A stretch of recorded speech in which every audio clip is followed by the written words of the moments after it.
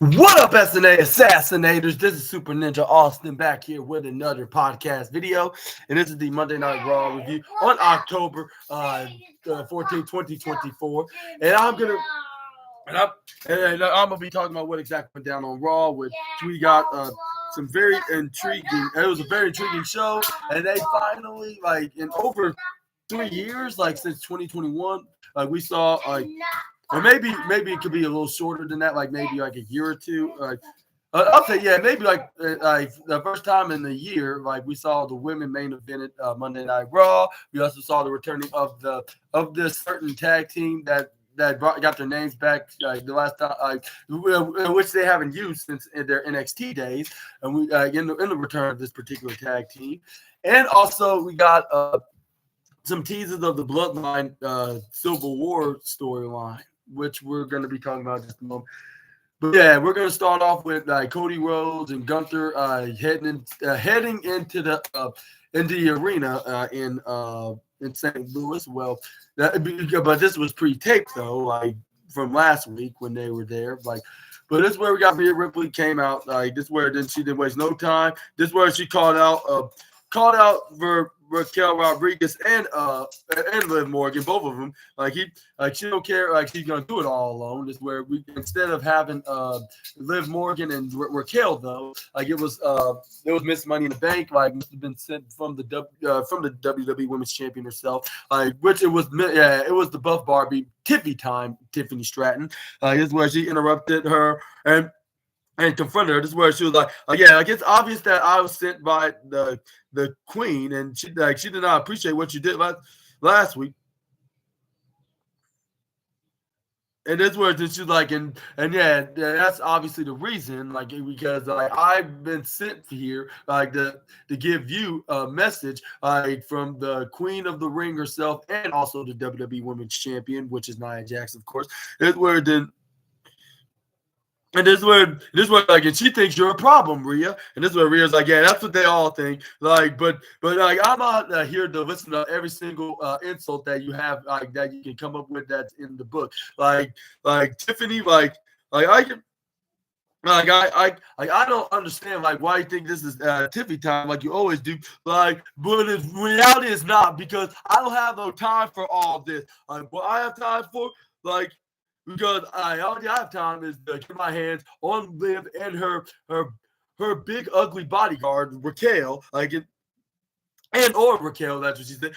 But she was like, but if I can't find him, I could just go straight to you and re-welcome you to Monday Night Raw the Rhea way. And this is where, right after she said that, is where they got ambushed from behind, which it was Liv Morgan and Raquel Rodriguez that attacked Tiffany Stratton right to Rhea Ripley. This is where they started beating them down in a 2-on-2 beatdown, with them having the early start until Rhea Ripley made a huge comeback and started laying some fists right onto the back of Liv Morgan. This is where Raquel Rodriguez hit a reverse choke slam right on to Tiffany Stratton. This is where she pulled Rhea off of Liv. This is where then she tried to do the same to the reaction, but after she hit a big boot right into the face of the former women's world champion. This is where Raquel Rodriguez is like, finish her, and this is where she was like now, I have a better idea. We're gonna humiliate her after we do so to Tiffany Stratton when we lay her right on top of her. This is where they start whacking her with the briefcase first. Well, Liv Morgan did. To say oh, you want to cash in for my women's championship? Good luck doing it to your own friend, because you're not going to take this briefcase. I'm and don't waste your time with your briefcase if you're not expecting to lose. This where then she threw it right back at her. This where then she hold up to her women's world championship. She's like, ha, ha, ha. I just love this job, and she's and I love my time right now as women's world champion. But this is where we got a hype video with Bianca Belair and Jay Cargill against Damage Control later on. And that was totally the Bronze Medal of the Night award, I guess you could say, or Bronze Trophy Match of the Night award, I guess you could say, which is the third place spot. With Damage Control promising that they're gonna be taking back over Monday Night Raw once they defeat Jade and Bianca. This would as soon as they win those women's tag team championships. But this is where then Bianca Belair in response was Damage Control, y'all Like, yeah, y'all been destroying the women's tag. Again, you think for once that you're gonna be defeating about to take back the titles that we beat y'all of like back a few months ago? Like, y'all got another thing coming. Like, yeah, that's not gonna happen, even if hell really does froze over. This is where the Liv Morgan was like, I'm not Liv. What I'm talking about. I mean, Io Sky, like the. And said like in her native language, which is Japanese, of course. She quoted you like Bianca, like she was like, and now I'll be living rent free, like forever in your head, like she said to the EST, and along with saying when we take back our women's tag titles again. And this is where Jay Cargill, they showed Jay Cargill was talking to Bianca on this idea. That like you and I, like we we've been on a vicious hunt like to get our titles back. So like that, so we got so like if we could do that, like we can do as champions again. Like yeah, they have nothing on us, and this is where this is where they came out eventually. Like about how many seconds? Like about like 5 seconds after the vignette. This is where then we got. The match started as soon as they got in the ring, like for the women's tag champion. Like I said, this was totally real. This was totally fantastic. But this is where we got.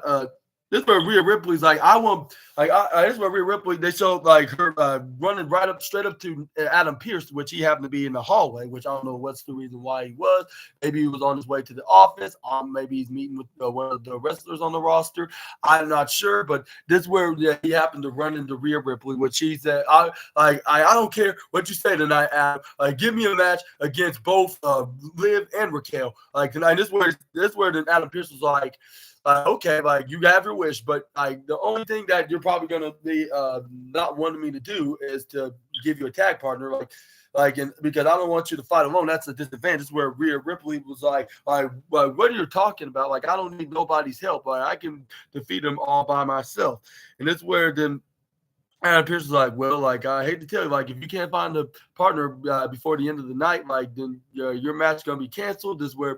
But luckily, Rhea Ripley must have found her partner because she started shouting right up to Adam Pearce, Adam, and it was none other than Tiffy Time herself saying, like, she was like, this is how you treat the Miss Money in the Bank, like Mr. Adam, like I may not got along with Nick Aldis plenty of times before, but he would never allow this to happen to me. Like, and it's where she was like, and I am the right hand woman of the Queen of the Ring, like which is she's on SmackDown currently holding the women's championship there. This is where Adam Pearce is like, okay, I think I found your partner, Rhea. And then this is where Rhea's like, all right, fine. It's like as long as she don't get in my way, I don't mind it. And this is where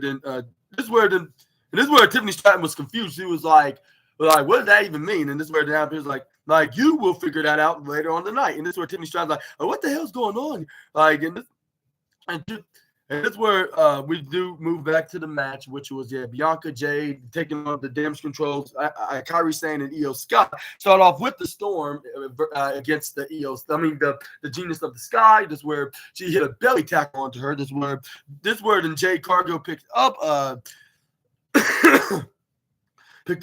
Sky. This is where she tags in Bianca. This is where they did a double Irish whip right onto to Io Sky, the double hip toss and pick them up right up to their arm. They picked her up and hit this back flat maneuver. This is where then Jay Cargill pointed Bianca to hurry up and pin her real quick before she get back up. But even for her pinning her, like she only got a 2 even count. This is where Bianca Belair then go for a spear right on the left shoulder, right into the midsection of Io Sky. This is where she started doing like repeatedly until like for the 5th time until the referee convinced her to stop by the count of 3. This is where Bianca Belair's like, okay, I'll let go. And then like 2 seconds later, she picks up Io Sky right in the middle of the ring. This is where she was like, yeah, like they don't call me the strongest for nothing, like along with other EST accolades. This is where then Io Sky was like, oh yeah, like I see otherwise. This is where Bianca's like, that's because you're underneath in Bizarro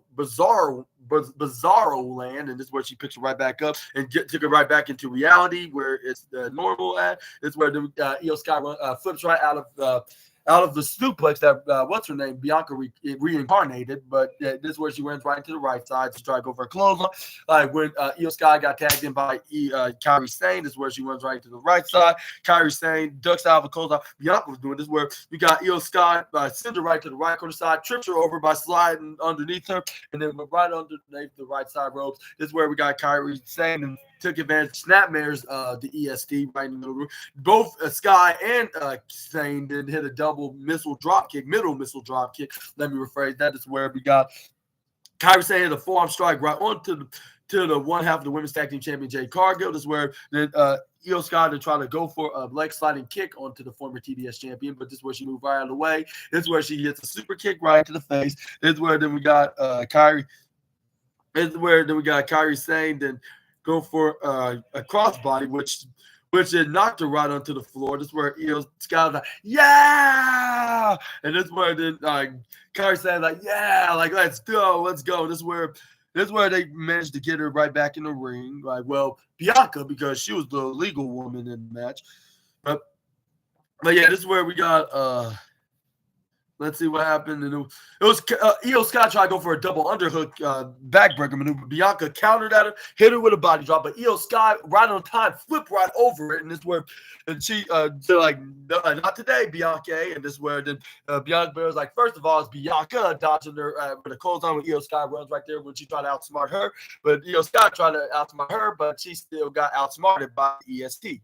But this is where then we got Bianca Belair spears her, a move that I haven't seen her do since her NXT days back 5 years ago. This is where Bianca Belair went back on the ground after hitting the maneuver. But this is where she managed to tag in the Storm. Jade Cargill gives her the Hotto tag. This is where we got Kairi Sane got tagged in by Io Sky when Kairi Sane hit some slaps repeatedly right onto the women's tag champ. But this is where we got Jade throws her right into the right side. Tried to go for sidewalk slam, but she nearly got countered into with that flying head scissors by the Pirate Princess. But this is where we got what's her name trying to pick her right back up and hit her with a back body drop, like what's her name, Jade Cargill. But this is where she got countered into a headlock. This is where then she had to flip her right over off of her. This is where Jade Cargill tried to go for a running attack move. This is where we got Kairi Sane and hits a kick to the face. This is where she goes for the ropes. She got to go for a crossbody, but Jade Cargill caught her right on her arm. Hits a spin around backbreaker maneuver, like if it's her version of the Irish Curse backbreaker that Sheamus normally does. This is where then we got Jade Cargill getting ready to hit a power bomb right onto what's her name to Kairi Sane. And yeah, she looked like a woman that would do a power bomb, but it's a move that she rarely does in reality in her wrestling career. Like she haven't done that in the other company she used to work for. But we're gonna move on. We got Jade Cargill going for the cover, but it's where Io Sky hits a double axe handle. This is where Bianca Belair threw her right onto the right side. This is where just to help her teammate. This is where we got Jade Cargill eventually tagged in Bianca Belair. This is where we got this is where we got the both women's tag team champions getting ready to go for this double team maneuver. Which it was like Bianca Belair flipping right over Jade Cargill's arms, flipping right back into a dominating maneuver with her doing like his flipping moves. But this is where Kairi Sane got moved out of the way just in the nick of time. This is where Jade Cargill go for a pump boot, but she gets flipped right over the top rope. Io Sky try to ask for a tag. She managed to get the tag in. This is where we got Io Sky then go for like a springboard drop kick onto Bianca, which was a second time she did on tonight's match, which that was a double whammy onto Bianca. But luckily, it was not a double curse for her to lose her women's tag titles, however, because once Damage Control thought they had the upper hand by going for their double team maneuver when Kairi Sane was getting ready to try to do the insane elbow when she goes to the top corner rope with Kairi Sane lifts her up into a pop-up position. She got the elbow strike ready. This is where she landed right onto EST when Io Sky tried to try to go for a cover, but despite the double team maneuver, Bianca Belair kicks out at the last second before the referee can put his hand on the mat for the 2.999999999. Double triple nine minus 2 away from being 3, and I think this was a mini shock of the night. This is where Io Sky was overconfident, thinking that yeah, I don't have nothing to worry about. She stomped right into the middle of Bianca's stomach. This is when she tried to go for the genius moonsault. But it's where Bianca Belair, I believe, moved out of the way, if I'm not mistaken. Well, thanks to Jade Cargill, her pulling on her leg. That's where Kairi Sane to try to go for insane elbow right onto the Jade Cargill, but she tried to turn it into what they call a hurricane rana, but Jade Cargill caught her by her legs, where Bianca got her top part, like with her arms and her shoulders. This is where she helped her swing Kairi right into the bottom corner barricade. And where Bianca was like, yeah, that's what we're talking about. And then guess who was there in attendance, like for Monday Night Raw that was taped last week, that was on tonight in St. Louis, and that was the Metaphors, Jakar Jackson, and what's her name, Lash Legend, because because that's when they had NXT last week in St. Louis, and they did a double tapings on Raw last week because they're doing a European tour this week, so that for them to have some spare time for that, they had to do a double tapings like on last week's episode, like where they had it live and then they had it pre-taped the following week, which I think will go back live this Friday on SmackDown, which they're going to be. Or did they pre-tape that show too? You know what? I think they pre-taped that, so it's going to be next week's Raw that they're going to be live again. But anyway, Jed, that's where I was thinking to myself, like if this is not a sign that we could see because it looks more than just a cameo. Because given that their match was very phenomenal that they just did this past Friday on SmackDown, where they did a very great performance, even though they only got 2 minutes in the match, which I think was a complete shame, by the way. But let's hope that they can bounce back from that very painful squash that they took. Even though it wasn't too much of a squash, but it still was given it was too short. If it wasn't too short, it would have been some kind of I'll say some kind of like a golden trophy worthy classic, if that makes sense to you, Assassinators. But yeah, this is where we got Bianca Belair and Jay Cargill talking trash on them, but they're being sore losers about last week, even though it was pretty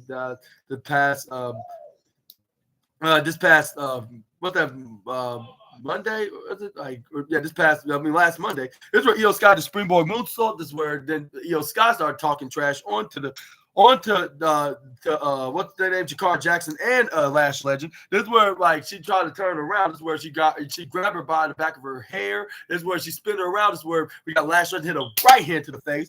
And I was like, yeah, she definitely whooped that trick if she was her boyfriend. This is where then we got Montez's wife then picks Io Sky right back in the ring. That's where then she goes for a suplex, like a marching standing suplex. That's where then she hits her with a KOD to follow that up with to get the 1, 2, 3. And your winners and still the women's tag team champions, Jade Cargill and Bianca Belair. And give them a humongous congratulations on to that win. Even though it's going to get the third place spot. But WWE did a really tremendous job by promoting the women more, into tonight's Raw as much as they did with the men, with them opening the show and closing the show. Yeah, which that's something that they should do every once in a while, fairly as much as they do for the men. Yeah, which I think the men wrestlers should main event the show, but it should be fair, even with the women, if which is on my opinion, of course, because the women's wrestlers are just as talented like the men.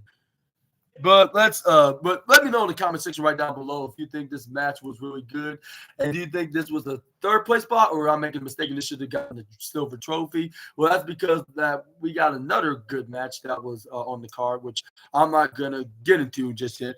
But it's where then we got Adam Pearce starts scolding JD McDonough and Finn Balor's name. They're like, hey, it's been over 30 days since the last time y'all defend those tag team titles. If not over 40 days, I'll say, if not, 40 or 50 or even 60 days is where Finn Balor's like, what the hell you mean? I've been dealing with Damian Priest. This word, then Adam Pearce yeah, that's the problem. You've been spending more of your time with Damian. And that's where the JD McDonough trying to make excuses. They already defended a month ago. Against the New Day, or was it the Awesome Truth? I think it was the New Day. Yeah. But anyways, yeah. This is where he was like, we did, like, and this is where it's like, see, that's the problem. Like, y'all think like just because y'all defended 1 month, you get the month off, like you don't have to defend it for the next month. Like that's not how we do it right here. Like we're not gonna, it's not gonna be like a Roman Reigns level schedule, like where you're gonna work part-time dates, like when it comes to defending y'all's championship. Like what we do now here is we're gonna give everybody a fair chance of trying to become champion. This is where, and this, and this is where. And this where it's like, and yeah, like, and then you should spend a little more time worrying about this tag team championships in the division itself. And spend a little less time with Damian Priest. And this is where Finn Balor's like, yeah, exactly. And that's why, and that still haven't been resolved yet. He's like, and this is where Adam Pearce like actually it did resolve about I'll say like 9 days ago. Yeah, like back in Bad Blood. This is where Adam Pearce like I'm just. I'm letting you know I'm gonna set up a tournament for these tag titles. Like, and it will feature all the tag teams in the roster, and it will where it was because we're gonna be seeing the likes of the Creed brothers, Rey Mysterio, and Dragon Lee of the LWO, the New Day, and even the Authors of Pain of the Final Testament. Right, but let me know in the comments who's gonna be the next challenger for the tag team. Yeah, JD McDonough and Finn Balor are kind of like the young bucks of WWE, I guess, but. That's where then, but it's where then Liv Morgan's like, how was the talk of getting a rematch against Damian to Finn Balor's where JD McDonough's like, I'm not sure if that's the right question to ask. This is where Finn Balor's like, not so good. This is where he walked out of there. We're in a very messy. And this is where then JD McDonough's like, yeah, not good. Like gets like no rematch. And this is where then Liv Morgan's like, oh, that was a bummer. Like I feel bad for. And she was like, but look at the positive side though. Like look at the bright side. At least we keep all of us keep our championships. Which JD McDonough, Finn Balor, and Liv Morgan are world champions, even though it's in the women's and the tag team divisions. Not the only person that thought had championship gold is Dirty Dominic and Carlito. Well, maybe at least not yet. We never know. Like what could be in their future of holding championship gold. I just don't think that's gonna be happening very soon. But do you think there's gonna be there's gonna be a way that we could see all 5 members of the Judgment Day winning championship gold around their waist on the Raw brand? Let me know in the comments about that as well. But let's move on, and we got on the next slide. It's the Alpha Academy, like having a little vignette of them like just driving around like in a little like camouflage ATV like Jeep kind of car. This is where they're holding up the American flag, which was the Creed brothers doing that. This is where we got Chad Gable's like, yeah, there's a word in the like of equality of state and excellence in size, of course, like and skills like my girl and achievement like Chad as well, and then with power, just like my boys the Creeds. And that's where then Brutus Creed's like, Merriam-Webster, like, you idiot. Like, how about next time I look at a photo of American Made and right chuckling and showing him a goofy picture of him. And that's where then Ivan was like, if anybody in that locker room now, like, got the opportunity, like, to get their teeth kicked in, like, go ahead, like, buy the greatest athletes in the world. And then this is where then Julius Creed then finished off by saying their individual words like, yeah, we're getting sick and tired of you tired degenerates like just thinking you're looking for handouts to the whole Raw roster. And I was like, gee, I wonder who they're going to be their next target. And like now that their feud with the Wyatt Six is over, which I assume it is because it looked like they moved on to another different heel faction, which I'm going to get into in just a moment later on. But yeah. I was like, hopefully they bounce back from that feud, like because they didn't really do anything. They just look like dumb, squashable victims rather than looking like credible, like enemies of the group that wants justice for families. But it's where then, but it's where we got Chad Gable put the whole Raw roster on notice by saying like, yeah, you better sit back and watch, like, and tell the world what exactly mean to be American made. And that's what his words were basically was. And yeah, again, I'm asking one more time, what do you think was next for the American made? Like at this point, let me know. But this is where right after that vignette, we got another one, which is very rare to see in professional wrestling, whether if it's from WWE or over in another company, which is all elite. But yeah, I've never seen this happen before, but now on Raw, this is the first time I saw see a back-to-back vignette from one wrestler to another, totally different. This is where then Braun Breaker then was answering the questions to the fans, saying why did he turn his back? Like only a week after he respectfully congratulated Jey Uso defeating him. And this is where he's like, yeah, people keep asking me why did I turn on Jey Uso? Like Jay, you look in the bit well, like Jey Uso did yeah. Hit the lottery at the biggest time of his life. Like with him getting everybody over them chanting yeet. Like so what did I like when you beat me like fair and square, I gotta hand it to you. Like what did I do, Jay? Like I marched right down to the ring, and I gave you a firm handshake, and then I told you congratulations respectfully, and that was out of respect, by the way. He was like, but what you do out of return? You just throw it right back in my face because like if I haven't seen it, and this is where then Braun Breaker did say like, you know what? You did not say those exact words I told you in return. You did not say that that you respect me. Like not even one time that you said that you respected me as a champion. And maybe one day, you'll be the caliber champion that I am, that we all know that you won't be. Like at least not at this point. Because we're not the same. Like we're not the same, Jay. Like other than being second generation stars, but it is where it's yo, that's right. Like you're technically a third generation because your older cousin one that started it all. Like they're not like your grandparents, like your cousins, the Rock and Roman Reigns. But that's still like family to you. But the only thing, unlike you, of me being a generation talent, I didn't need to use my family's name. I didn't needed to use the Steiner's name, both his dad Rick and his uncle Scott.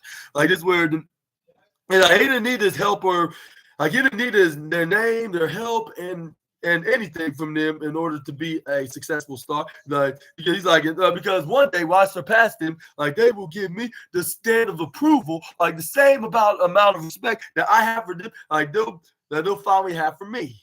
And then this is where it finishes off and I'm also like you, Jey Uso. I'm not gonna be sucking off your family. I'm sucking off of my family's legacy for the last 14 years, which they showed him when he first came to WWE, when they were teaming with their father Rikishi, in the early 2010s, when also Rikishi made his return back to have a little bit of a mini amount of a one final run, and then they showed him when they became tag team champions when Roman Reigns was Universal Champion, and stuff like that. And this is where it's but.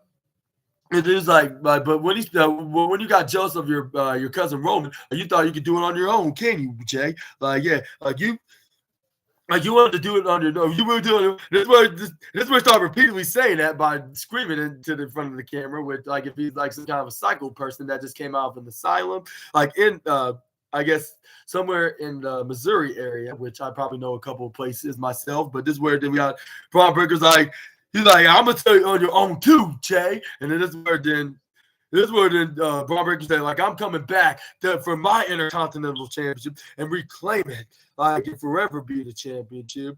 He's and also the beautiful thing is about your family, and the beautiful thing about that, your family cannot save you from me because they just left you behind for dead. And that's what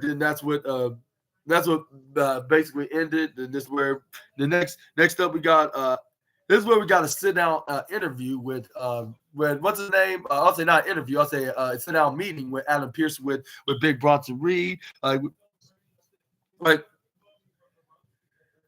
this is where then he scolded him, saying just because you have been used from the last couple of months until now, does not make it make you have the right to try to do stuff on your own path, that includes trying to put somebody on the shelf for months. That's totally acceptable. The world always surrounds it's just what you did is completely chaos and criticism, and then I get the blame for it. It's just and it's not only you attack Seth Rollins and R-Truth and other guys, but you also sling around my referees thinking it's okay for me to do that, and you put Again, you also put the WWE universe, which is the fans, like, well, kayfabe, like, in danger. This is where then he's like, and we cannot have that here. It is a Bronson Reed's like, okay, like, I apologize. I'm sorry, but my actions did cross the line. But in a match like that, no one can stop me. Like, if it wasn't for that meddling, it is where it's like, if it wasn't for that meddling Seth Rollins, like, I would be the last monster standing, not Braun Strowman. And where the hell he's at right now? Like, he's right back on the shelf, like he was from the past 12 months, like before he made his return, long awaited 12-month return. And this is where then Bronson was like, when are you gonna make this match? Like, it is where then Adam Pearce like, I'm not thinking about that until you and I are on the same page. And then he's like, and it can even take a whole year if I can. This is where Bronson Reed responds again, like, all the things I done, all the destruction I caused, and the tsunami like that hit on Seth Rollins and everybody else on the roster, like that helped me got into the main event scene. Like, ain't that some kind of ambition that you want from a superstars? This is where Adam Pearce like, of course I want that from you. And this is where Bronson Reed's like, he was like, just make this match happen. And I was agreeing with him. I was like, yeah, even though he did exactly things that he should be punished for, but I got to agree with him with this match with Seth Rollins. I hope it be more sooner. And I heard that originally he was supposed to face Seth Rollins for his World Heavyweight Championship when he was the champion at the time, back in February of this year, when they were in his home country of Australia for Elimination Chambers, which they didn't do it because Seth Rollins kind of suffered a minor injury of his meniscus, I believe. He's torn his ACL, MCL, and his meniscus at the time. So I guess this is getting up for that back at the beginning of 2024, which I started like this storytelling booking. Like, they're finally going to this path, like, which they should have done at the beginning. Well, it's not their fault because Seth Rollins' injury occurred like at the wrong time when they had plenty of major plans for him, like until he drops the title to someone like Drew McIntyre. But anyway, this is where we got Bronson Reed. So again, that's where he started barking on Adam Pearce that he wants the match to several, and he promised that he would never attack anybody if he gets. This is what Adam Pearce is like. Yeah, like. He's like, oh yeah, like, now you're a man of your word now. Like, yeah, just give you the match and there will be no trouble. Like, but if you and I were saying page, and I hope that we are right now, that we're like, I'll talk to Steph myself personally, like, and make this match official. And this is where then what's his name kind of complimented him, Big Bronson Reed. Said, like, yeah, you're much more of a better businessman than I thought you were. This is where Adam Pearce is like, yeah, imagine that, like, when you can finally agree with me or something. This is where it's like, all right, I'll talk to you soon. This is where then you try to go several. This is where Bronson Reed was like, now don't have me wait for too long, because I got some plans after my shift is over here. Is where. Yeah, this is where let's just say the match is official, but I'm not going to get into that until I talk about that part. But before I do, I want to point out the next match, which is the tag team match, which was the return of this certain particular tag team, like that. And got their old tag team names back like in over 5 years, and there was none other than the War Raiders. Well, they still have their individual names, Ivar and Eric, but they just don't have the Hanson and Roll name like they used to have in their time in NXT. But they do have their tag team name. That's a good sign that WWE is on the right path, and also that everything's like it used to be. Like, it's like, especially for those that had a certain name that they couldn't use, like when they were under the Vince McMahon umbrella. It was very rare for like a couple of wrestlers to use their name that they use outside of the WWE or even on NXT. But they cannot use it on the main roster, which some I'm trying to think right now that it was in this case it was like Pete Dunne is Butch, and who's the other wrestler that had to get a gimmick name that he went back to his name?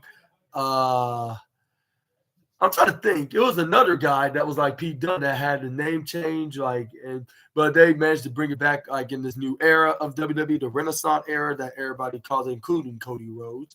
But anyways, yeah, let me know down in the comment section right down below onto this good time about the WWE's new regime. This is where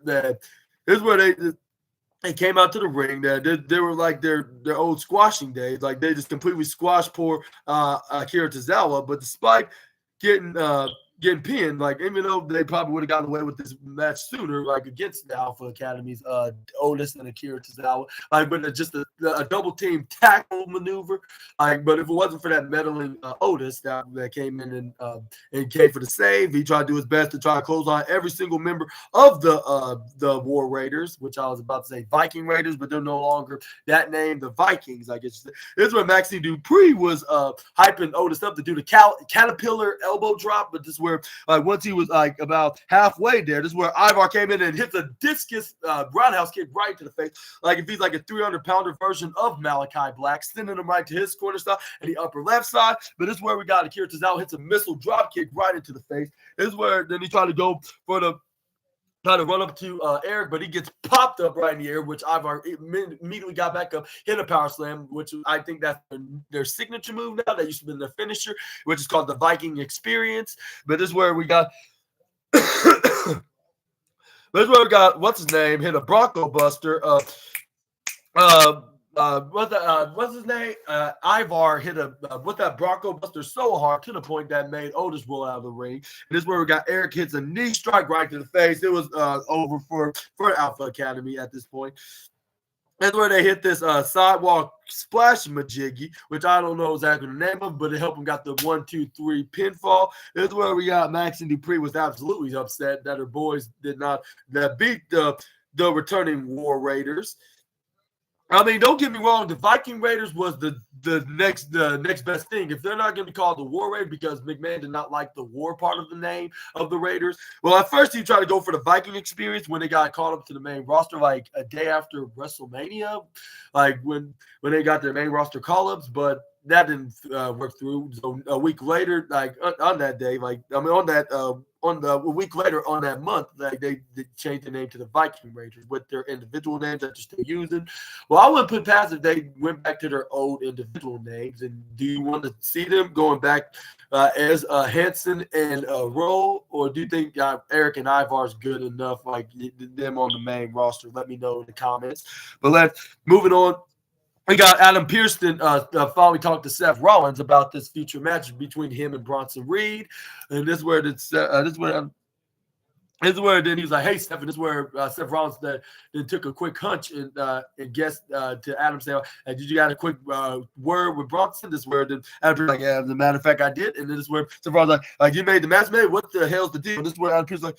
Who's like, yeah, like I'm not sure if I should answer any of these words, but I'm trying to be absolutely handsome. And here's why, because you had 6 matches this year and you haven't been healthy in any of them. But you only have like about 6 matches in total. Like only had Money in the Bank and what's that called? The other pay-per-views? You only wrestled at Money in the Bank, WrestleMania, and a couple other dates, like including the New Year's edition of Monday Night Raw, or New Year's Day 1 edition of Raw, facing off against Drew McIntyre in the main event of that night, and also Jinder Mahal a couple weeks ago when the modern day Maharaja got into it with the other company's promoter, which I'm not sure if I should say his name, even though it would probably be proper the way I would say it, which some of y'all would hardly understand who I'm referring to. The only thing you probably understand is the last name part, but this is where we got several she was like, this is where he was like, I gotta see where this is going. Like, yeah, I've been in the shelf for the last few months. But the thing is, no injuries have happened ever since I recovered from the tsunami that Bronson Reed did on to me. This is where Adam Pearce was like, one injury is one injury and multiple injuries are 2 different things. That's what he was saying. Like it's one thing of gaining one injury, but multiple injuries is a totally different ball game. This is where the Seth Rollins yeah, you have a point, but look, but when you sign up to get to this business, the injury is gonna be a part of this job. That's what he was pointing out, an obvious of the game. This is where the Seth Rollins come on, Adam. This is where it's yeah, we can fight through this, every single time, to get up to the top. He's right? He's to run the jungle, where I'm at right now. That's exactly what you do, Adam. Yeah, when you get up to those young guys, and upstarts like Bronson Reed, they're gonna come in and they're gonna make a name off your name. Like you did, and I should do, and now Bronson Reed is doing it now. And I'll be completely honest with you, Pierce. Like, listen to me. Like, there's a reason why I roam this place, and that's the reason why I am in the top of this game. There's also a reason that I call myself Monday Night Rollins. Like that's why, and that's what, and again, this is where it's like, and that's, and there's a reason why I'm on top of the food chain, and that's why there's a reason why everybody sings my song, which I hear them even though we're in the locker room right now. This where it's, and that's the reason why Bronson Reed like wants to take a shot at me, but because he's trying to make it by somebody that's recognized. He's like Bronson Reed is nothing like because I slayed beasts and conquered kings before. Like, why would I have a problem to do the same with a monster like Bronson? And this where then Adam Pierce like, yeah, like you made good points because you did exactly all those things like from the last like almost a decade ago to those Beast and Kings, which it was a clarified reference of the likes of Brock Lesnar and Triple H in his dream matches with them. Well, one of them was actually a dream match, was back in 2017 when Seth Rollins defeated Triple H, like in a mentor and student kind of feud, like with Seth Rollins trying to get some revenge after Triple H turned on him like about half a year ago from the past year of 2016 by costing him the Universal Championship, which that's going to be a different story for a different day. But anyways, and then Seth Rollins beat Brock Lesnar twice for the Universal Championship, once at WrestleMania and the second time at SummerSlam in 2019. But yeah, anyway, this is where we got Seth Rollins. But yeah, you want the best version of Seth Rollins, Adam, for your show, so think about it. And this way, and if you're agreeing this match, why not make this official? This is where Adam Pierce was that's where he did not make the decision quite yet, but he's gonna eventually will make this decision. But when do you think, if he does finally make it official, when do you think he's gonna finally have them fight each other in a match that's main event worthy? And do you think it should be a main event on a Monday Night Raw show, or do you think it should be on a premium live event like Crown Jewel? At this point, why not do it at Crown Jewel? Because this is like a pay-per-view / premium live event level kind of rivalry right here. With Bronson Reed looking like a main event player in the game, with him doing so by attacking Seth Rollins as his first victim of hitting the tsunamis and putting everybody on the shelf. So why not do it on the pay-per-view? I would not mind at all. But this is where we got a face-to-face confrontation with Cody Rhodes and the Ring General Kungunta, both the WWE champion and the World Heavyweight champion, respectively. This is where Cody Rhodes was waving a high five to the fans, and even a handshake in the likes of Wade Barrett and Joe Tessitore, which he was thanking him for calling the action on the Red Brand, which Raw needs him at this time until Michael Cole and Pat McAfee go back when they move to Netflix. But that's where Cody Rhodes got on the microphone. So, St. Louis crowd, what do you want to talk about? It is well, first off, we got a lot of folks here tonight. Let's say hello to our friends up there, our friends up there and up there. If I tell hello to everybody down there, which they might know Randy Orton as well, and they're probably all part of the mutual friend zone, with some of the people that were in attendance in the St. Louis event, for WWE. And that's where Cody Rhodes did.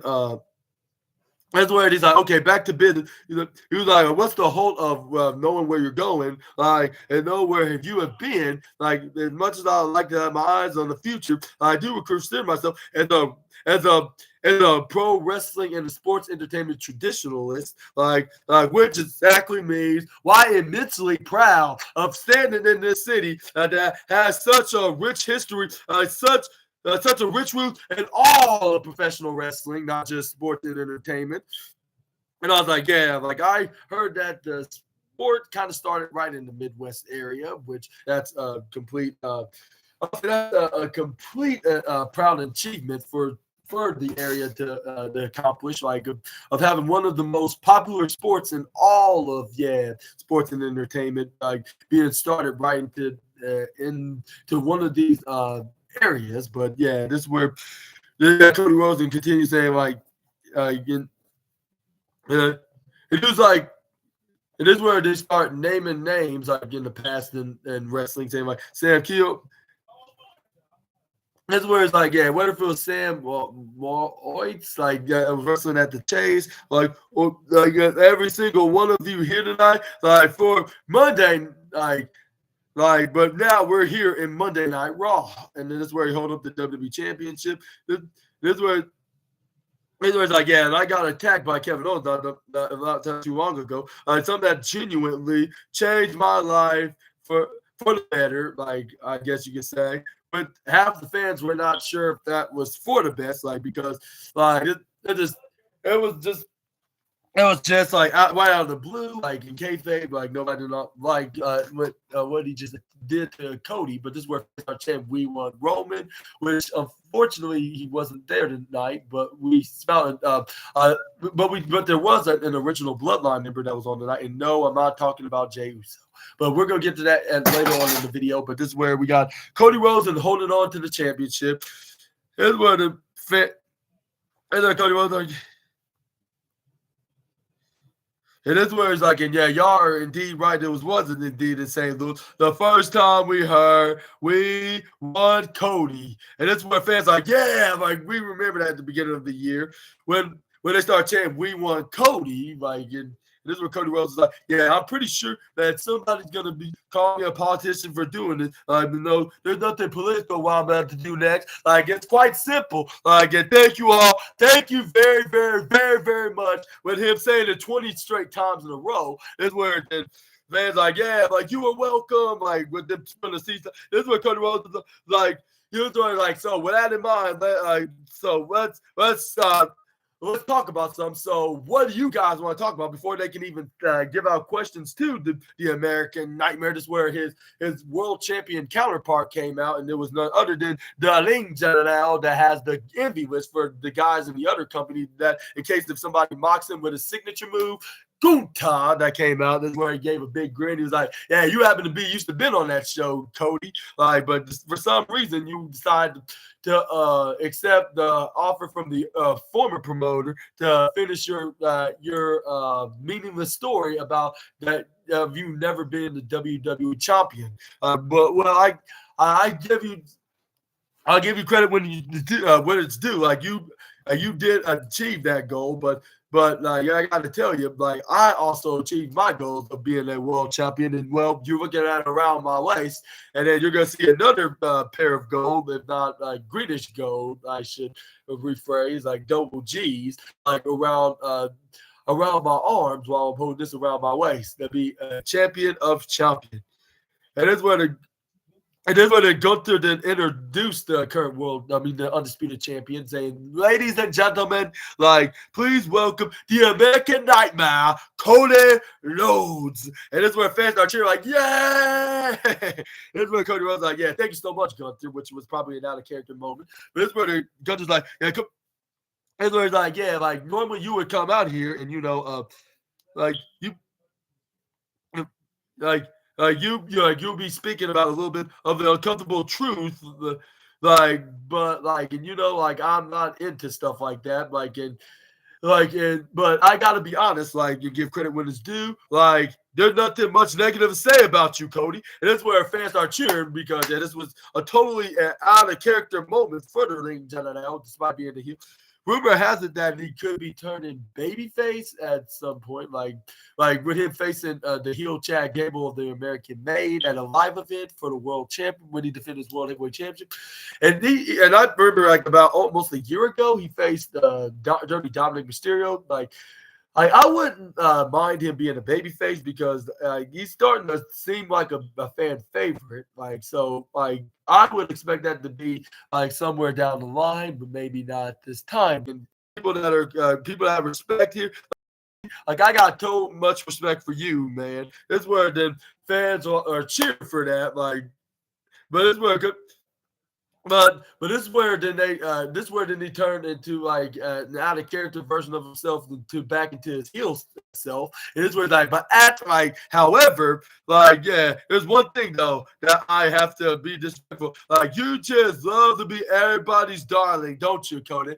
And this is where Fitz started doing a little bit of a what. Luckily, there was no credit and no sign of the Olympic gold medalist, or else his night would have been ruined in St. Louis. But this is where then we got Gunter's like, yeah, like you like yeah, like you're in this whole mess with your old friend Kevin. Like, do you realize like that? And this is what it is like, and now you're finally realizing that everybody's not your friend. And every friend that you got is really like is not your friend. Is your complete opposite, the complete enemy. And and this is where the Gunter's like, so I want you to settle your emotional mess like in Saudi Arabia until you get to Saudi Arabia, because I want the best version of yourself, Cody. Like, and not make no excuses why you wasn't the best version. And this is where the Cody Rhodes was like, oh, don't worry about me. Like, and so like what you think of what's my greatest weakness? Like I would say probably is my greatest strength, and I certainly am not surrounded by friends. Like as you can see, I'm sure have been happening on every single show.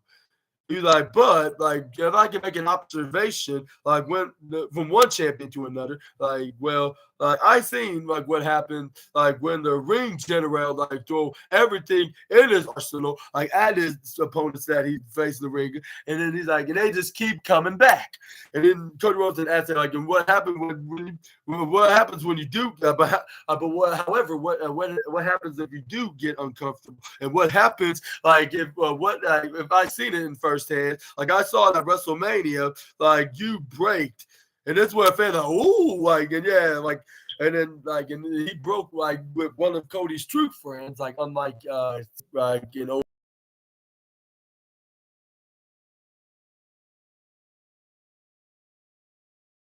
thing, like you think you're swimming in the deep waters, but your feet are still touching the bottom.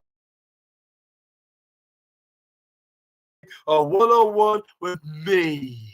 Like and that Royal Rumble match did not count. Like even though we were the last 2-1 in there a year ago, but that was not official match. Cody, this is where Gunther agreed on this. Like, yeah, that's a very fair assessment. What you just stated there, Cody. Like, you spoken like a true secondary champion, and I was like, he really just went there. Yeah, like this was more terrible than him calling Goldberg a one-trick pony, or claiming that he's a Goldberg fan to Bret Hart's face, even though he's not really one. He was just joking to try to get under the skin of the Hitman. But yeah, we can understand why he's doing that, so he can still be cool and fresh and continue to get this natural heel heat from the fans. Like for him saying these very awful words, like we all know because given his character is, but. That's where Cody Rhodes to start smiling. He's like, wow, like you just say that. Like after I have much more of a longer reign than he does, he just called me a secondary champion. That's where then Cody Rhodes like whatever. Like I figured you were gonna say that dick. Like I expected that. And I should have been yeah, this indeed is your house. And gosh, like you have become frightening, and you have also become a frightening beast. Like what do you call me, a secondary championship? Like let us not forget. You're forgetting one thing, however, and that is I defeated the most dominant champion like in all of the WWE's history, and that is your OTC, which everybody loves calling him.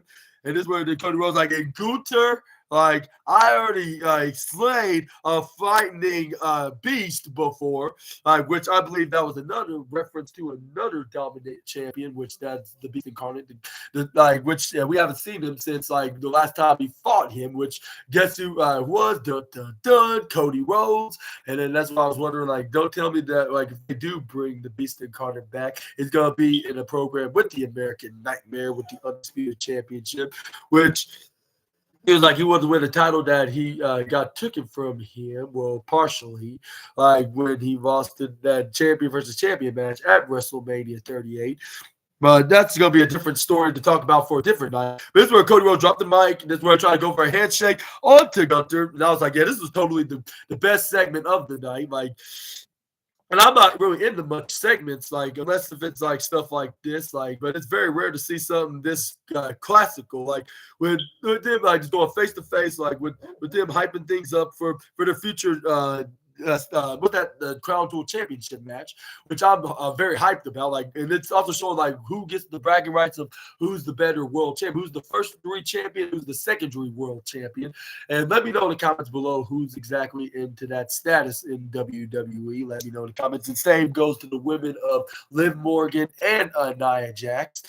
But moving on, yeah, I'll say that was the greatest segment of the night, getting the Golden Trophy, which I hardly give best, if not greatest, segments of the night trophies. Only did that to matches, but this was one of a kind, so I'm definitely giving it to him. And yeah, this is totally getting 5 stars alone. Yeah, because it's two of the most greatest wrestlers in WWE right now, going head to head. And even though I was thinking, like, what was the point of him handshaking Jey Uso's hand? Even though they had an explanation, like, and that's the reason why I would give the second place spot, because they had an explanation why Braun Breaker turned on him, like a week after he just respectfully congratulated him by handshaking him, and then spear him a week after he defended successfully to Xavier Woods.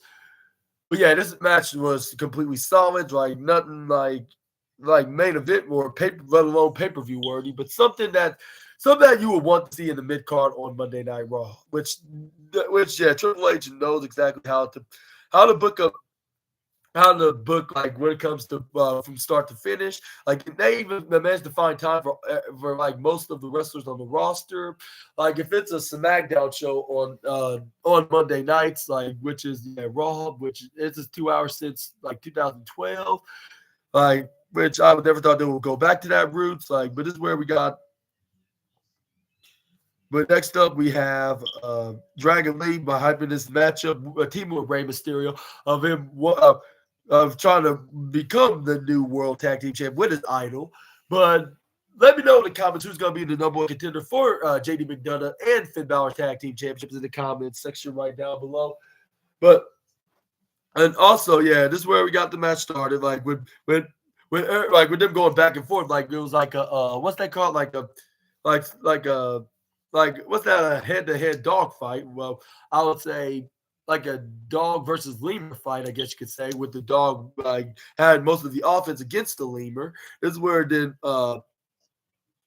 we got Braun Breaker then pick up what's his name, Kofi, after devastatingly shoulder tackled him. Irish whipped him right to the upper left side, bounced him right off the turnbuckle. This was like, my gut and my ribs and my chest. That's where Braun Breaker's like, like, quit crying, you little baby. Like, wah, cry me a lava. Like, and no, not a river, because I was a better mid-card champion than that guy ever was, which most of us could totally agree on. But this is where we got Braun Breaker then got him up right to the upper left side. This is where it started hitting another punch, like right into the midsection of Kofi, trying to continue to do more damages onto the poor former Grand Slam champions. This is where then we got Kofi then get bounced right off the bottom corner side to the upper left side. That's where he goes for a springboard, however, go for a drop kick. That's where he sent him right to the bottom corner rope. That's where Kofi kicks in slide ducks, where Braun Breaker tried to run his way, but it's where he bounced right off the top ropes. This is where we got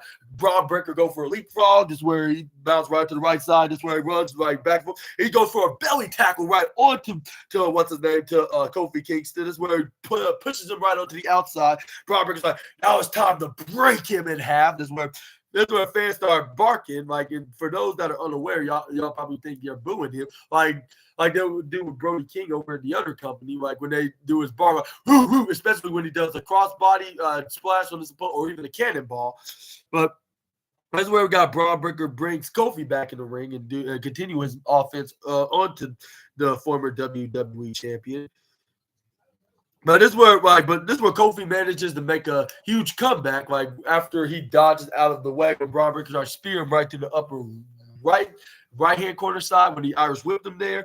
That's where he went shoulder first. This is where Kofi Kingston, now's my chance, to make a quick comeback and win this match. This is where he thought hit this double swinging chops right onto the chest of Braun Breaker that he normally do, and following with a drop kick, which it had took him like 4 tries to knock him down with the chops. Is where he tried to go for a flying clothesline, but Braun Breaker dodges out of the way. He spins him around. Irish whip right to the upper left side, but he hits a springboard crossbody right onto the former Intercontinental Champion.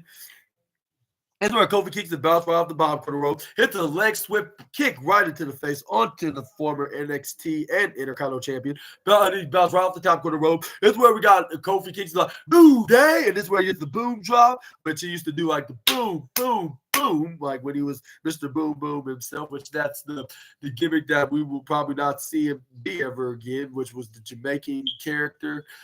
But this is where we got Kofi Kingston was getting ready to perform the Trouble in Paradise, but Braun Breaker dodges out of the way. This is where then he ducks. He hits a German suplex onto Kofi, but this is where Kofi flips right out of it. This is where he tries to go for a clothesline, but this is where Kofi dodges out of the way. Hits a SOS right onto Braun Breaker in the process. Try to go for a pin, but this is where we got Braun Breaker got the shoulder up at 2.7.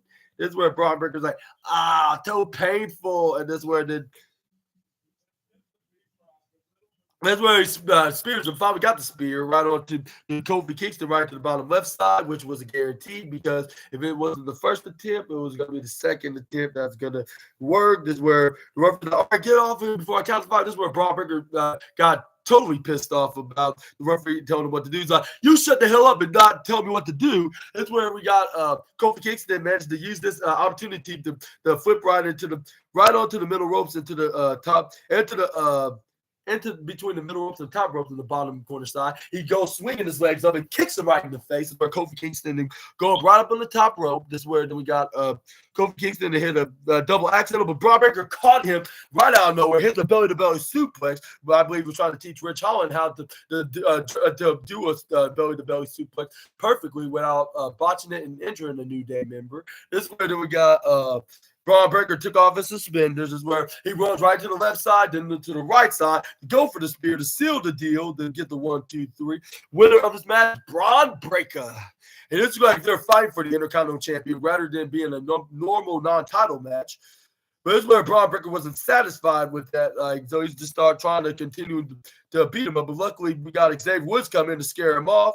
But once he had his back turned, like this is where he did not know that Braun Breaker was going to come back and spin around. This is where once he turned around after checking on his New Day brethren, this is where he gets devastatedly attacked by the former Intercontinental Champion and second generation wrestler and close on him. This is where they continue to try to beat him down too. He tried to go for a spear, but luckily, main event Jey Uso came in with that pretty cool smooth, into a bit, with that, what's that called, tilted over, bit and go for a run. With I don't know why he does that when he comes for a save. It's a little more silly than when Jeff Hardy tried to save his brother in the other company. He started doing that long dance that he do that everybody makes fun of in the IWC right now, But yeah, it was just as much as the land, which I believe Jey Uso should deserve the golden what's that called? What's that goofy wrestler of the night? I guess you say the funny get the golden trophy of the goofy wrestling of the night award. A goofy wrestler of the night, I guess you could say, considering he is a wrestler, and that's not the only thing he's gonna be be the goofy wrestler for. Even though this is gonna be some serious, a serious wrestler, which I will give him also that trophy as well. The most serious wrestler of the night as well. But yeah, let's just say we're going to be seeing a certain somebody that Jey Uso thought he would never see for another 6 months, if not more, maybe even 6 years. But this is where we got Jey Uso was checking on Kofi. This is where, surprisingly, Xavier Woods was not so hesitant of appreciating Jey Uso's help. Maybe he's trying to trick Kofi Kingston, saying maybe you're right.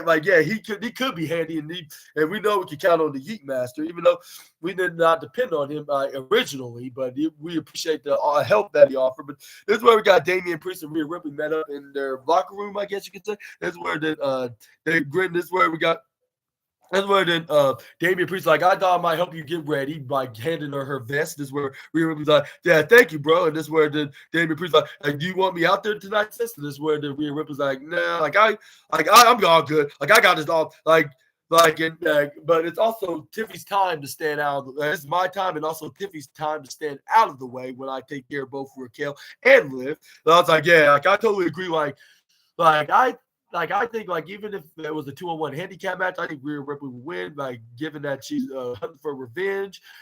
Again, this is where she also promised to make the hardest part of the ring look pretty, and that's the ring apron, which I believe Simon Miller probably was smiling when he heard Rhea Ripley said this, like somewhere in his house, like saying, yeah, like I cannot wait to see that. Like I would like to see how gorgeous the hardest part of the ring looked, like which is the ring apron, of course.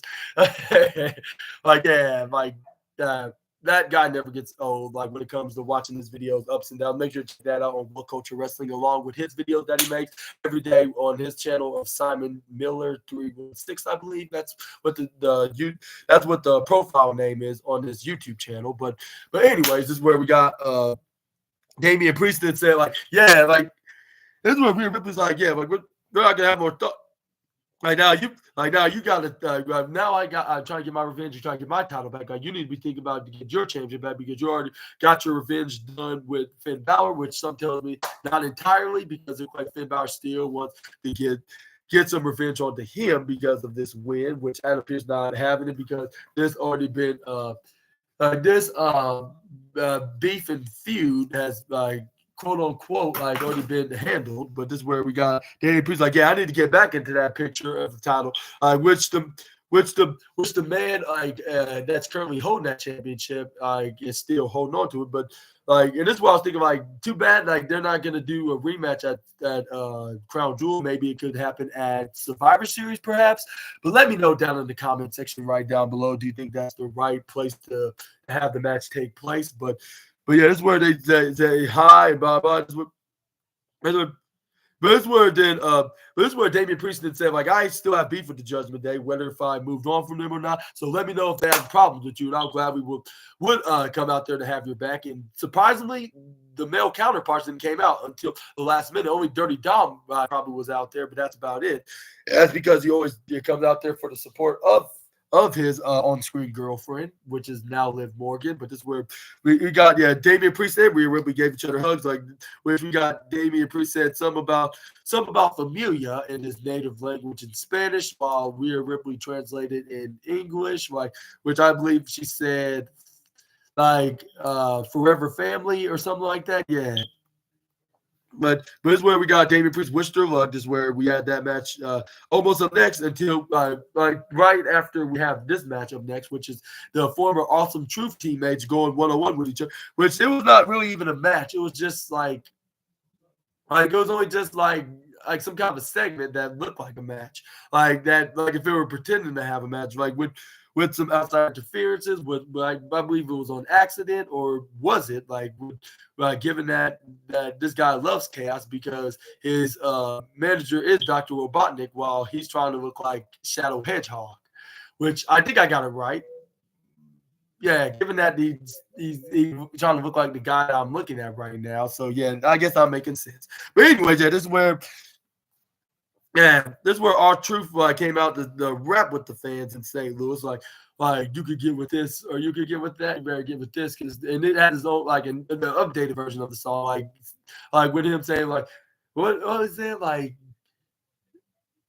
I was you jumping in competition, think it disappeared like a thinking magician, something with the will fall back. I'll be simple, something like must see, something, yeah, while he said what's up with them must see television fun or something like that, where he said what's up after that. That's where, but yeah, this is where we got next up. Yeah, we do have the match. This is where they advertised their partnership with Red Cross. But this is where we got a little segment before we did have the match with Truth and The Miz. with him going to his locker room, but he found somebody, he would never thought he would see in the next for another 6 months or even another 6 years. And it was none other than his twin brother Jimmy Uso that was trying to convince Roman Reigns to bring him back to the OG bloodline. But it seemed like even if Roman Reigns wanted to, it's just Jimmy Uso just did not want to be interested, so he got mad and irritated. He gave a very angry look right in front of the camera. He's like, you just don't want to leave me alone. This is where he walked out of the room, and this is where he went right into a different room to get ready to get going and leaving to their next location. And I was like, I was thinking to myself, I was laughing my ass off, which I shouldn't be laughing because it's a serious wrestling. That's why I'm giving them the serious and the goofy wrestler of the night award too. Like with the one, he still doesn't give a damn about what Roman Reigns or his brother Jimmy Uso have to say. And secondly, this was very serious, and it's building up to a potential feud with the original bloodline taking on the new bloodline of Solo Sikoas. At War Games, which I think they're going to finally convince Jey Uso, which we could see Solo Sikoa could cost him the Intercontinental Championship, on November by somebody on Raw that's ready for a shot at the IC Gold.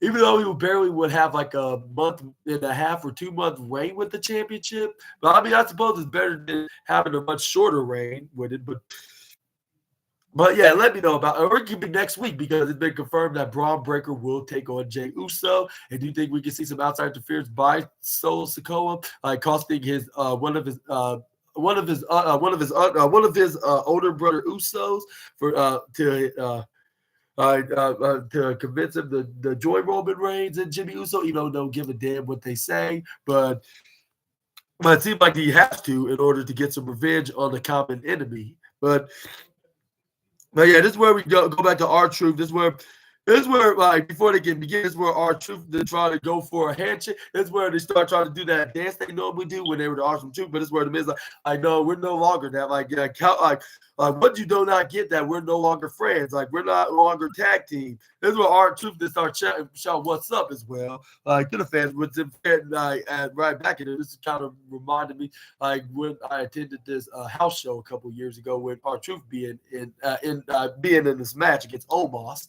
But that's a different story for a different day. But this is where we got R-Truth. But this is where he got his arm pulled by the Miz. This is where, but this is where this is where the Miz immediately it's this is where he's like, well, can we just get this match over with and so I can teach you a lesson? This is where R-Truth's like, okay, buddy, I understand what I need to learn. And this is where the Miz starts shouting everything, and this is where then we got the screen that pop out, it was showing the white 6 symbols with Sister Abigail or Nikki Cross playing Abby the Witch or Sister Abigail, whatever you want to call the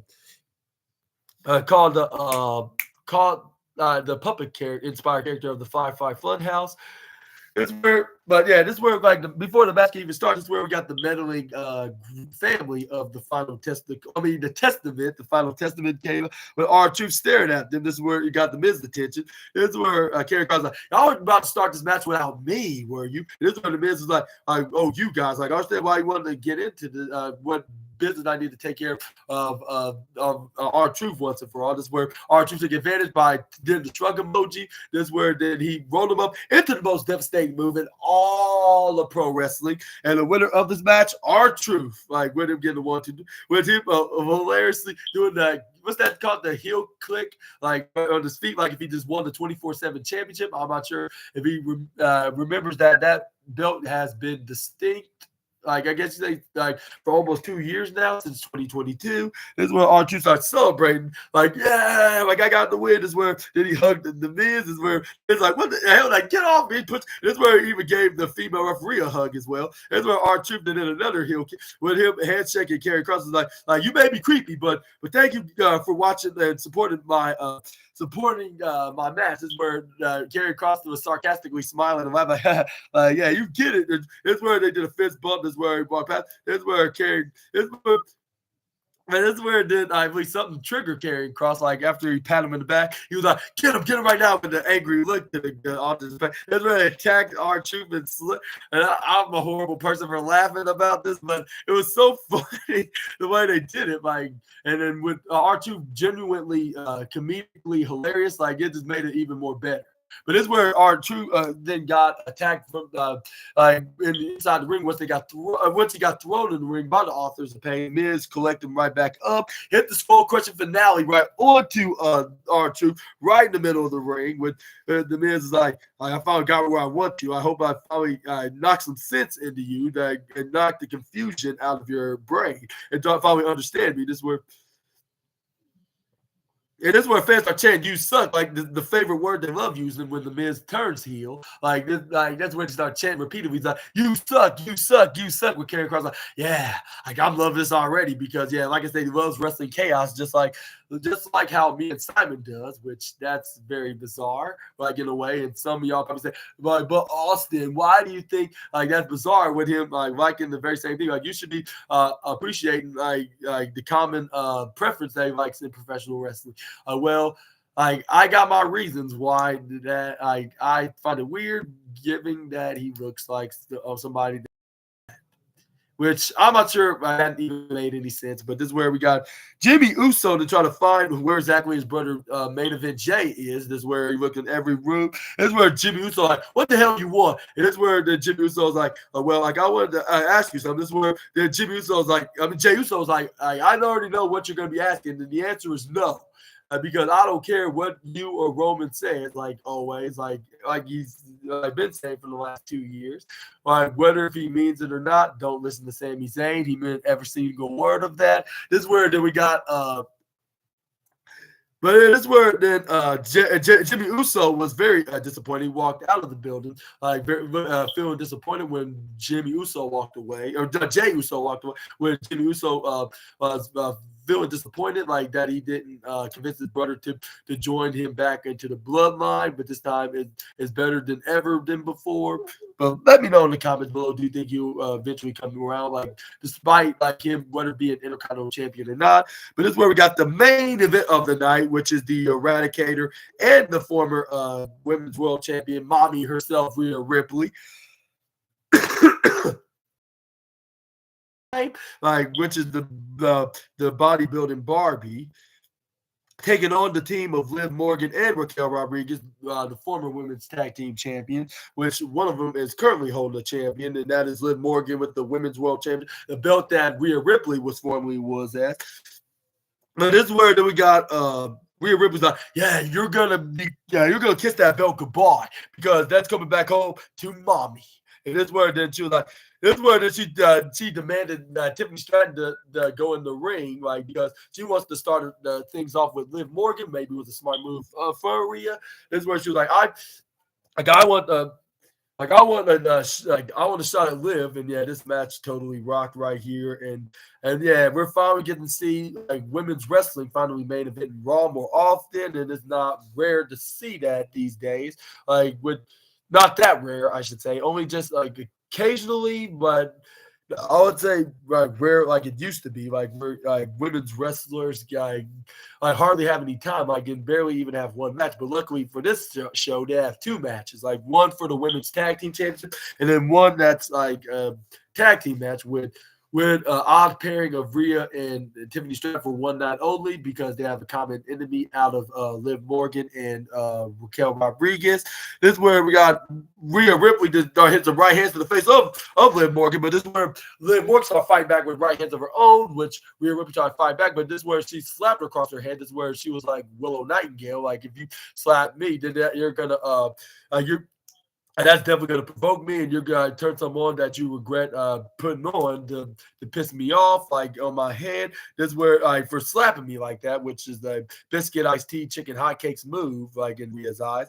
This is where she's trying to go over again, but Rhea Ripley grabs onto her right arm. This is where Rhea Ripley hits a ginormous headbutt right into the face of Morgan. This is where she goes for a back suplex and face buster her right to the ground. This is where she runs right to the right corner side, hit a missile drop kick onto the current women's World Champion. And then she was like, and don't think I forgot about you, Raquel. Like, you cost me so much from 9 days ago. You're going to get yours next. This is where Rhea Ripley tried to knee strike her right in the face, but this is where he got Liv Morgan moved out of the way. This is where she tried to jump up and give a hot tag to Raquel, but maybe it was too early, even if Rhea Ripley didn't stop her. But anyway, she grabbed her by the back of her head. She pulled her right back. This is where Rhea Ripley goes for a body slam right onto the Liv Morgan. This is where she pushed her right to the right side. She tags in Raquel Rodriguez. This is where Raquel was like, okay, you got me that you're going to have to worry about. This is where Rhea Ripley's like, all right, that'll be okay with me. Like, I wanted to fight her anyways. Like, I was getting bored of fighting you because you were hardly bringing some offense in, Liv. Like, so I guess we meet again. She was like, so we meet again, Raquel, for the 375,000th time in our career in WWE. This is where the Raquel Rodriguez is like, yeah, I guess you could say that. This is where Rhea was like, I wanted this to happen. This is where, but before she can even get started, this is where we got Tiffany Stratton tagged herself in the match. This is where Rhea Ripley was a little bit of a noise. She was like, I thought I said, like, don't try to interfere when I'm trying to get the job done. Like, all you gotta do is to have all you're supposed to do is have an easy match just to watch and spectate on the show. Like, you didn't have to get involved. And Tiffany Stratton's like, but I want to get involved because they attacked me this past Friday. It's like, so I want to get a little part of my revenge as well. And this is where the Rhea Ripley's like, was very ticked off. This is where the referee had to change her mind. She was like, all right, like, I'm gonna let you off the hook for now because like once I get tagged right back in, I'm not tagging back out. Like, this is where Tiffany Stratton did duck out of Raquel's clothesline. Like, once she got into the match, is where she did go for a cartwheel, like into a dodge when Raquel was doing a sliding duck dodge. This is where the Tiffany Stratton showed a little bit of a reminder, like what she's capable of doing, like because she has a gymnastics background before she got into the world of professional wrestling. This is where we got Raquel Rodriguez go for a clothesline, but this is where Tiffany Stratton go for a backsliding flip right into a dodge, where she tried to go for a right hand, but she ends up getting countered and Irish whip right to the left side. Raquel Rodriguez go for a clothesline. But this is where Tiffany Stratton moved out of the way. This is where Raquel run right through the ropes like if she was like some kind of an angry bull that was that got thrown right into a loot, like a trash chute, like if a bull found a red clothing of some sort, like if they're still in the bullfight. But this is where we got Rhea Ripley trying to hit a sneak attack onto Raquel Rodriguez. But this is where what's her name? Tiffany Stratton had the medal with Rhea Ripley. And I was like, what the hell are you doing? Like, you shouldn't be caring right now. Like, all you caring, you should be caring, like, is the agreeing with Rhea Ripley of trying to get your revenge onto what's her name? To Raquel Rodriguez. This is where Tiffany Stratton, like this was that she was telling her, like, hey, what are you doing? You're not the legal woman. Get back to your post. This is Rhea Ripley, like, no, right now. Like, you know them. She was like, no, like I said, like, if I've been given a chance, like I'm gonna do anything I can to have Raquel and Liv pay. Like, and we're not inside the ring, so technically I'm legal to do this. And this is where she was like, and do me a favor and get back in the ring and worry about her in there. And this is where the Tiffany Stratton did not like what Rhea's saying to her. She was like, don't tell me what to do. She repeatedly when Raquel Rodriguez tossing Liv Morgan right on top of both Rhea and Tiffany, like with her picking her up like into a power bomb and tossing her off to them. This is where we got but yeah, this is where then let's see. This is where Raquel Rodriguez then got the offense onto the what's her name after this. Tiffany Stratton send her right to the bottom right side, close on her, then got her into a fallaway slam, turned into a suplex, try to go for a cover, but this is where Tiffy then kicks out at 2.2. If I'm not mistaken, Raquel Rodriguez was very disappointed that she only got a 2.2 count. This is where she picks up Tiffany Stratton. This is where she axe handles her right on her back. This is where then we got Raquel Rodriguez like, what are you gonna do about it, little girl? Like, not much of a bodybuilding Barbie, like more likely more like a 6-year-old Barbie, if you ask me. And this is where then she picks up the Money in the Bank briefcase holder. This is where she her backbreaker and starts squeezing right about. This is where the Rhea Ripley was very disappointed about this half of the match. So like, oh, like if I don't get tagged in immediately, we're gonna be losing for sure. Like, this is where she was thinking like very bad about this, like because there's like a 50 chance that they could lose, like if Tiffany Stratton does not get back in her A game. Like this is where then we got. But this is where she flips her right over. This is where Raquel Rodriguez made her stand right back in her feet so she can hit her with a devastating uppercut that made her spin around right into the other side. This is where she had her snapmare down to the ground. This is where she went to the left side, hit a big boot right to the face. This is where she started mocking Rhea Ripley with her temporary tag partner of the night. This is where she tried to go for a pin, but this is where Tiffany kicked out of it.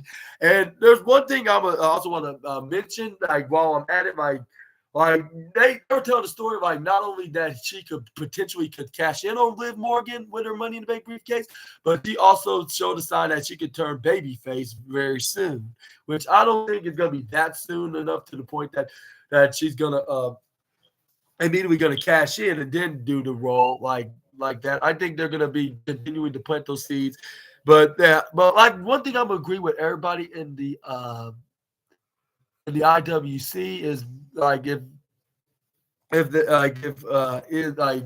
need to have her do something, like whether if she's in the feud with Naomi or with Bianca Belair or somebody on the SmackDown roster until that they finally find the time to have her cash in the brief, or even Jay Cargill with like they can even bring up that controversial or reference the controversial post like what she did on social media.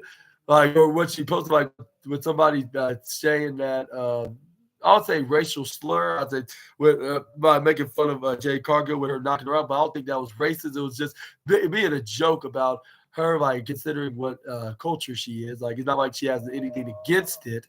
But anyway, this is where we got Tiffany Stratton picks up Raquel Rodriguez. This is where Tiffany flips right out of it, trying to go for a tag right onto Raquel Rodriguez back to the match. This is where she drags, but then she ends up dragging her and then trying to bring her back to her corner, but she ends up pushing her right back to Liv Morgan. She managed to tag in Rhea Ripley while Liv Morgan tags in tags herself with Raquel Rodriguez, but Rhea Ripley was on a roll by hitting her with clothesline, start kicking her in the gut, kick her right in the foot. This is where she knees her right in the midsection, and then hit her with her knee right into the face, and hit her with a discus clothesline, hit her with a missile drop kick right onto Raquel Rodriguez, which is starting to give me some NXT vibes, like with her like doing moves like when she was on NXT, which I thought we would never see this like for a while, which we finally did tonight on tonight's edition of NXT. But this is where she gets jawbreak by Liv Morgan. Liv Morgan to try to go for like a springboard Canadian destroyer, I guess you could say. But this is where she gets hit with a pop-up flapjack onto the middle of the floor. This is where Rhea Ripley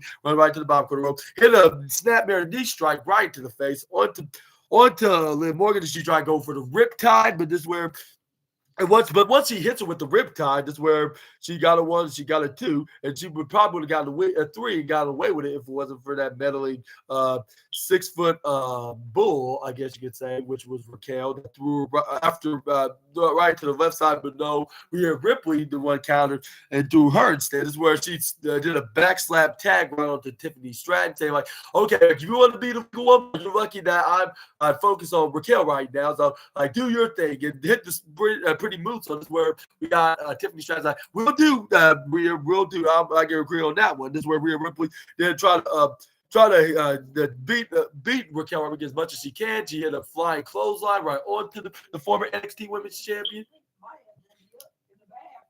But this is where then we got Rhea Ripley then continuing to fight her on the outside, but this is where we got Tiffany Stratton trying to go for a moonsault, but Liv Morgan moved right out of the way. This is where then we saw Rhea Ripley then.